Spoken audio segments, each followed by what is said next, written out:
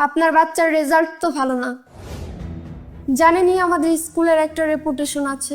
ওর mid টার্মের marks খুবই খারাপ, এতটাই খারাপ যে আমাদের স্কুলে গত 3 বছরে এত খারাপ মার্কস কেউ পায়নি।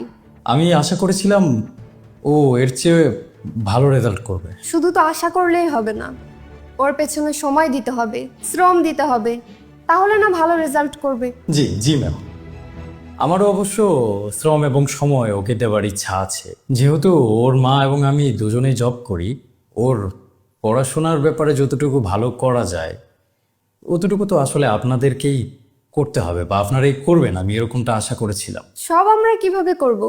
বাবা মারও তো কিছু দায়িত্ব আছে নাকি?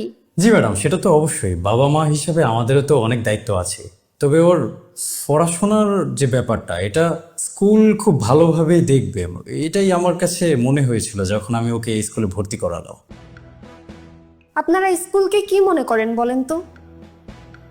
একটা ভালো স্কুলে বাচ্চাকে দিবেন আর বাচ্চাটা অমনি মেধাবী হয়ে যাবে? মেধা নিয়ে তো আর কেউ জন্মায় না, তাকে পরিচর্যা করে মেধাবী বানাতে হয়। জি ম্যাম, আমি আপনার সব কথার সাথেই একমত। তো আমার বাচ্চার ভালো রেজাল্টের জন্য আমি এখন কি করতে পারি, আপনার পরামর্শ কি? আপনাকে বা আপনার ওয়াইফকে ওর পড়াশোনার পেছনে সময় দিতে হবে। জি ম্যাম, ইচ্ছা তো আমারও ছিল যে আমার বাচ্চাকে আমি নিজেই পড়াবো, কিন্তু আপনাকে তো একবার বললাম আমি এবং আমার স্ত্রী আমরা দুজনেই যেহেতু জব করি, ইচ্ছা থাকলেও আসলে সেটা করার সুযোগটা হয়ে ওঠে না। এখন যদি সারাক্ষণ জব নিয়ে পড়ে থাকেন, সবসময় যদি নিজেদেরটাই ভাবেন, তাহলে তো আর বাচ্চা মানুষ হবে না। জি ম্যাডাম, সে বিষয়ে আমি খেয়াল রাখবো। আমাদের স্কুলে এত বাজে রেজাল্ট করলে আমরা সেই বাচ্চাকে রাখি না। আপনি চাইলে আপনার বাচ্চাকে নিয়ে যেতে পারেন, অথবা আপনার বাচ্চাকে বাসায় ভালো কোনো টিচার রেখে দিন, হয়তোবা ভালো রেজাল্ট করবে। তাহলে ম্যাম, আপনার স্কুলে কি ভালো কোনো টিচার নেই? আমার স্কুলে ভালো টিচার নেই? ম্যাম, আপনার স্কুলে যদি ভালো টিচার থাকেই, তাহলে আমার বাসায় একজন টিচার রাখার কি প্রয়োজন? একজন শিক্ষক ওকে 1 ঘন্টা পড়িয়ে যদি ভালো রেজাল্ট এনে দিতে পারে, তাহলে আপনার স্কুল ওকে 11 ঘন্টা পড়িয়ে কেন ভালো রেজাল্ট এনে দিতে পারছে না, সেটাও আমি বুঝতে পারছি না। সে শিক্ষক 1 ঘন্টায় কি এমন পড়াবেন যেটা আপনি 11 ঘন্টায়ও পারছেন না? যদি একটু বলতেন ম্যাডাম, আমার খুব জানার ইচ্ছে।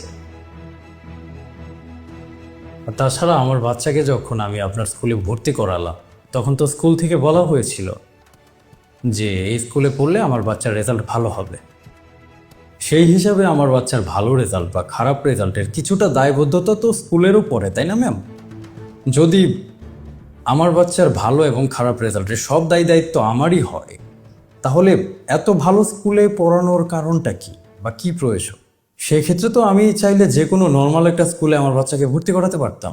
কত কম্পিটিশনের যুগ জানেনই তো, বাচ্চাকে এক্সট্রা টাইম দিতেই হবে। ম্যাম, আপনার স্কুলে যখন আমি আমার বাচ্চাকে ভর্তি করালাম, তখন ওর ভর্তির জন্য কত টাকা ভর্তি ফি লেগেছিল সেটা তো আপনি জানেন। যদি ভুলে গিয়েও থাকেন, আমি মনে করিয়ে দিচ্ছি, 3.5 লক্ষ টাকা আমি শুধু আপনার স্কুলে ডোনেশন দিয়েছি। একটা ভালো স্কুলে পড়লে আমার বাচ্চা ভালো রেজাল্ট করবে, তার ফিউচারটা ভালো হবে। সে কারণেই কিন্তু আমি মধ্যবিত্ত ফ্যামিলি থেকে বিলং করার পরও যেভাবেই হোক টাকাগুলো আমি ম্যানেজ করেছি। আর এত কিছু করার পরও যদি স্কুলের বাজে রেজাল্টের সব দায় দায়িত্ব অভিভাবকের ঘাড়েই এসে পড়ে, তাহলে এত কষ্ট করে এত কিছু করছি কেন? কি বলতে চাচ্ছেন আপনি? ম্যাম, আপনার স্কুলের মান্থলি ফি হচ্ছে 8,000 টাকা। আমার মনে পড়ে আমি যখন ছোট ছিলাম, আমার বাবা আমাকে যে স্কুলে ভর্তি করিয়েছিলেন, আমার স্কুলের বেতন ছিল 250 টাকা। এখনও এমন অনেক স্কুল আছে যেখানে বাচ্চাকে ভর্তি করাতে 1500 টাকা লাগে, আর মান্থলি ফি দিতে হয় 500 টাকা। আমি তো চাইলে এরকম কোনো স্কুলে আমার বাচ্চাকে ভর্তি করাতে পারতাম, কিন্তু ম্যাম সেটা তো আমি করিনি। কেন করিনি? যাতে আমার বাচ্চার ভবিষ্যৎ সুন্দর হয়। একটু আগে আপনাকে যে বললাম আমি 250 টাকা বেতনের একটা স্কুলে পড়েছি, তারপরেও তো আমি মানুষ হয়েছি, একটা জব তো করছি, দেশকে সার্ভিস দিচ্ছি। যদি 250 টাকা বেতনের একটা স্কুলে পড়ার পর আমি এতটুকু করতে পারি, তাহলে 3.5 লক্ষ টাকা ডোনেশন দেওয়া আর 8,000 টাকা মান্থলি বেতন দেওয়ার পর আমার বাচ্চার তো অনেক ভালো কিছু করার কথা। কিন্তু আপনি আমার বাচ্চার যে রেজাল্টের কথা শোনালেন, সেটা শুনে মনে হলো আমার বাচ্চার ভবিষ্যৎ আমার বর্তমানের চেয়েও বেশি অন্ধকার। আপনি কিন্তু এখন আমাকে আর আমার স্কুলকে ছোট করছেন। অ্যাকচুয়ালি আপনাকে ছোট করার কোনো ধরনের ইন্টেনশন আমার নেই। সত্যি বলতে আমার বাচ্চা আমার সাথে ওর মার সাথে যতটুকু না সময় কাটায়, তার চেয়ে অনেক বেশি সময় কাটায় আপনাদের সাথে, আপনার স্কুলে। আমার বাচ্চা মোটের উপর প্রতিদিন প্রায় 11 ঘন্টা আপনার স্কুলে কাটায়। তো একটা বাচ্চা যদি 24 ঘন্টার মধ্যে 11 ঘন্টা স্কুলেই কাটায়, তারপর সে বাসায় ফিরে ক্লান্ত থাকে, খাওয়া দাওয়া আছে, ঘুম আছে, গোসল আছে, এত প্রয়োজন মেটানোর পর তাকে আবার পড়াশোনার জন্য প্রেশারাইজ করব, ব্যাপারটা কেমন হয়ে যায় না? আমি আপনার সাথে কোনো তর্কে জড়াতে চাচ্ছি না। আমি আপনার বাচ্চার ভালো চেয়েছিলাম, তাই আপনাকে ডেকেছি। আপনারা তো আমাদের ভালো চাচ্ছেনই, আপনারা সবাই মিলে আমাদের অভিভাবকদের অনেক ভালো চাচ্ছেন। ভালো চাইতে চাইতে ব্যবসা প্রতিষ্ঠান খুলে বসেছেন। এই যে বাচ্চার বই লাগে, খাতা লাগে, কলম লাগে, এগুলো আপনাদের প্রতিষ্ঠান ছাড়া বাইরে থেকে কিনতে দেন না, সেটা নাকি অ্যালাউ না স্কুলে। তো আপনারা এত ভালো মানের একটা স্কুল প্রতিষ্ঠা করেছেন, আপনাদের কাজ হচ্ছে বাচ্চাদের শিক্ষিত করা। তো কোন বাচ্চার কোন খাতা লাগবে, কোন কলম লাগবে, কোন বই লাগবে, কোন ব্যাগ লাগবে, সেগুলো না বিক্রি করলে কি চলতো না? মানে ব্যাগ বিক্রি করার জন্য তো আলাদা দোকান আছে, খাতা বিক্রির জন্যও আছে। তো ওরা কি করে খাবে বলেন? সব তো আপনারাই বিক্রি করছেন। কবে যেন বললো তোমাকে আমি বাইরে থেকে একটা ব্যাগ কিনে দিয়েছিলাম, সেটা নাকি দারোয়ান অ্যালাউ করেনি। দারোয়ানের কিন্তু এত যোগ্যতা নেই যে ও আমার বাচ্চার ব্যাগকে ফিরিয়ে দিবে। কোথাও না কোথাও উপর থেকেই নির্দেশনা আছে। তো আমাদের এতই বেশি ভালো চান আপনারা, ভালো চাইতে চাইতে নিজেদের একটা ব্যবসা খুলে বসেছেন।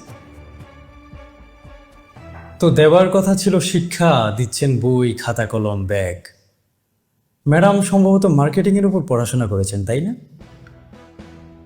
এই গত 2 সপ্তাহ আগে আমার বাচ্চাকে আপনার স্কুল থেকে একটা নোট সাজেস্ট করেছিল। বাইরে দেখলাম নোটটার দাম হচ্ছে 60 টাকা, কিন্তু আপনার স্কুল সেই নোটটাকে বাইরে থেকে অ্যালাউ করবে না, আপনার স্কুলই বিক্রি করবে। নোটের দাম হচ্ছে 500 টাকা। 60 টাকার একটা নোট কিভাবে স্কুলের গেটে ঢোকার পর 500 টাকা হয়ে গেল, সেটাও আমি আসলে বিলাতে পারছিলাম না। এক রাত ঘুমাতে পারিনি এই বিষয়ে চিন্তা করে। আপনি প্লিজ এখন আসুন, আমি একটু ব্যস্ত আছি। জি ম্যাডাম, আমি চলে যাচ্ছি। আমি তো এখানে ঘুমাতে আসিনি, চলেই যাবো অফকোর্স। তো আমি আমার বাচ্চার জন্য যতটুকু করতে পারতাম আমি তো করেছি, যদিও সেটা আপনার কাছে এনাফ মনে হয়নি। তারপর আপনি আমার বাচ্চাকে আপনার স্কুলে রাখবেন কি রাখবেন না, এটা আপনার একান্তই ব্যক্তিগত ব্যাপার। তবে আপনাকে একটা প্রশ্ন করতে খুব ইচ্ছা করছে, যদি কিছু মনে না করেন। আপনার বাচ্চাকে আপনি কোন স্কুলে পড়ান? আমার বাচ্চা এই স্কুলেই পড়ে। ও আচ্ছা আচ্ছা। তো আপনার বাচ্চাকে আপনি বাসায় কয়জন শিক্ষক দিয়েছেন যদি একটু বলতেন? আপনি তো একজন শিক্ষিত মানুষ এবং একজন সচেতন অভিভাবক, এই জন্য জানতে চাচ্ছিলাম। আমার বাচ্চাকে আমি শিক্ষক দিব আগামী বছর থেকে। তো এই বছর যে দিলেন না, আপনার বাচ্চার রেজাল্ট খারাপ হবে না? ও রেজাল্ট খারাপ করবে কেন? ও তো ক্লাসে মনোযোগ দেয়, আপনার বাচ্চা সেটা দেয় না। আমার বাচ্চা ক্লাসে মনোযোগ দেয় না, নাকি আপনার স্কুল আমার বাচ্চার উপর মনোযোগ দেয় না? কি বলতে চাচ্ছেন আপনি? আপনি এখানে অনেক বড় একটা পজিশনে আছেন, আপনার বাচ্চাকে এই স্কুলে মনোযোগ দিতে হবে না, স্কুল আপনার বাচ্চার উপর মনোযোগ দিতেই থাকবে, বন্ধ করবে না। আমি তো একজন সাধারণ মধ্যবিত্ত ফ্যামিলি থেকে বিলং করা মানুষ, যার তেমন কোনো প্রভাব প্রতিপত্তি নেই, না আছে অবস্থান। আমার বাচ্চার প্রতি স্কুলের একটু অনীহা থাকবে, এটা খুবই স্বাভাবিক ব্যাপার। এখন আমাকে কি করতে হবে? আমাকে আমার বাচ্চার পেছনে আরো 2 জন শিক্ষক নিয়োগ করতে হবে, গৃহ শিক্ষক। তাহলে সম্ভবত আমার বাচ্চা এর চেয়ে একটু ভালো রেজাল্ট করবে। তবুও আপনার বাচ্চার মতো রেজাল্ট কিন্তু আমার বাচ্চা করতে পারবে না, কারণ আপনার বাচ্চার উপর স্কুল মনোযোগ দিচ্ছে, আমার বাচ্চার উপর সেটা স্কুল দিচ্ছে না। তবে একটা বিষয় ভালো হয়েছে ম্যাডাম, আপনাদের বিষয়ে খুব তাড়াতাড়ি অনেক কিছু জানতে পারলাম। আমার বাচ্চাকে তো মাত্র 1 বছর ধরে আপনাদের স্কুলে দিয়েছি, ভাগ্যিস ওকে এই স্কুলে পড়ানোর 10 বছর পর এসব কিছু জানতে হলো না, তাহলে আমার অনেকগুলো টাকা বিলের পানিতে পড়ে যেত। আমার বাচ্চা তো রেজাল্ট খারাপ করেছে, ওকে তো স্কুলে রাখা যাবে না আপনাদের নিয়ম অনুযায়ী। নিয়মটা প্লিজ পালন করবেন, ওকে রাখবেন না, টিসি দিয়ে দিন, বের করে দিন। আমিও রাখতে চাচ্ছি না। নাকি এখন আপনার মত আবার পরিবর্তন হবে, একটু দয়া দেখাবেন? আমার বাচ্চা একবার খারাপ রেজাল্ট করেছে, পরে হয়তো ভালো করবে, এই ভেবে ওকে আবার রেখে দিবেন? দয়ার কোনো প্রয়োজন নেই। দয়া যদি দেখাতে হয় তাহলে দয়া করে আমার বাচ্চাকে টিসি দিয়ে দিন, আমি অন্য কোথাও ভর্তি করাবো। আর যদি টিসি না দেন তাতেও সমস্যা নেই, কেবল তো ক্লাস 3-তে পড়ে, টিসি ছাড়াও ভর্তি করানো যাবে। তাই ম্যাডাম প্লিজ, সবিনয় নিবেদন এই যে আমার বাচ্চাকে দয়া করে আপনি প্লিজ আমার বাচ্চাকে আপনার স্কুল থেকে বের করে দিন, টিসি দিয়ে দিন, কিছু একটা করে দিন। আপনার বাচ্চাকে এই স্কুলে রাখবেন না সেটা ভালো কথা, কিন্তু চিৎকার করছেন কেন? চিৎকার করছি ম্যাডাম, মজা লাগছে, চিৎকার করতেই মজা লাগছে। আমার বাচ্চাকে আপনাদের স্কুলে 3.5 লক্ষ টাকা দিয়ে আমি ভর্তি করিয়েছি। 3.5 লক্ষ টাকা হলে কি কি করা যায় সেটা আমি জানি। আমি একটা মধ্যবিত্ত ফ্যামিলি থেকে বিলং করি। আমি ভেবেছিলাম আমার ফিউচারের চেয়ে আমার বাচ্চার ফিউচার ভালো হবে। এখন 1 বছর হয়নি ভর্তি করিয়েছি, এখন মনে হচ্ছে আমার বাচ্চার ফিউচার আমার প্রেজেন্টের চেয়ে অনেক বেশি খারাপ হবে। তাহলে আমার বাচ্চাকে আপনার স্কুলে আমি কেন ভর্তি করালাম? তাহলে আমি চাইলে তো 250 টাকা বেতন দিয়ে অন্য কোনো স্কুলে ভর্তি করতে পারতাম। এটা আমাকে আপনি প্লিজ ভুল বুঝবেন না। আমি না নিজেকে ঠিক রাখতে পারছি না। কিভাবে ঠিক রাখবো আপনি বলেন? আমার প্রথমে রাগ হয়েছিল আমার বাচ্চার প্রতি। আমি বাসায় নিয়ে গিয়ে ওকে বকাঝকা করতাম। এখন বকাঝকা আপনাদের করতে ইচ্ছা করছে, কিন্তু আপনাদের তো করা যাবে না। সব সমাজে বাস করি madam. I am really sorry madam. আপনি প্লিজ দারোয়ান ডেকে আমাকে বের করে দিন, নয়তো নয়তো পিয়নকে ডেকে আমার বাচ্চাকে টিসি দিয়ে দিই। এতটুকুই কথা, আর কিছু বলতে চাচ্ছি। আপনি প্লিজ ভালোই ভালোই আমার অফিস থেকে বের হন। ম্যাম, আর একটা কথা। না কিছু না, আসো।